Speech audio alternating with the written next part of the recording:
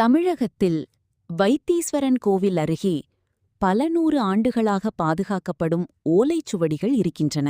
திருச்சியில் வாழ்ந்த முரளி ஒரு சாதாரண எலக்ட்ரீஷியன். அவருக்கு ஜோதிடத்தில் பெரிதாக நம்பிக்கை இல்லை. ஆனால் ஒருநாள் நண்பனின் வற்புறுத்தலால் வைத்தீஸ்வரன் கோவிலுக்கு சென்றார்.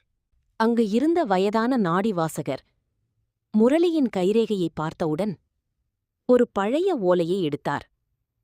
அதில் இருந்த தகவல்கள் முரளியின் இதயத்தையே நிறுத்தியது. அப்பா பெயர், அம்மா பெயர், மனைவி பெயர், அவருக்கே தெரிந்த ரகசியங்கள் கூட அந்த ஓலையில் இருந்தது. அந்த முதியவரின் முகம் திடீரென மாறியது. அவர் நடுங்கும் குரலில் சொன்னார், "இங்கிருந்து நீங்க கிளம்புங்க." முரளி குழப்பமடைந்தார். "ஏன் சார்?" சில நொடிகள் அமைதி. பிறகு, "இந்த ஓலையில் சொல்லக்கூடாத விஷயம் இருக்கு." முதியவர் ஒரு காகிதத்தில் ஒரு தேதியையும் ஒரு நேரத்தையும் எழுதினார். "இன்னும் 7 நாளில் இரவு 9:17க்கு நீ இறந்து விடுவ." முரளி சிரித்தார். ஆனால் அடுத்த நாள் முதல் விசித்திரங்கள் ஆரம்பமானது. ஒரு லாரி அவரை மோதப்போய் தப்பியது. லிஃப்ட் திடீரென நின்றது. மின்கம்பி அருகே விழுந்தது.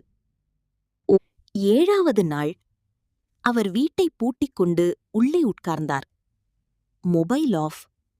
வெளியே செல்லவில்லை. அவர் நினைத்தார், இப்போ எப்படி மரணம் வரும்? கிச்சனிலிருந்து மனைவியின் அலறல். முரளி ஓடினார். தரையில் தண்ணீர். அதற்குள் விழுந்திருந்த மின்வயர் அவரின் காலை நனைந்த தரையில் பட்டது. முரளி தரையில் விழுந்தார். அந்த காகிதம் மட்டும் காற்றில் அசைந்தது. அதில் எழுதப்பட்டிருந்தது, "மரணத்தை தெரிந்தவன் அதிலிருந்து தப்ப முடியாது."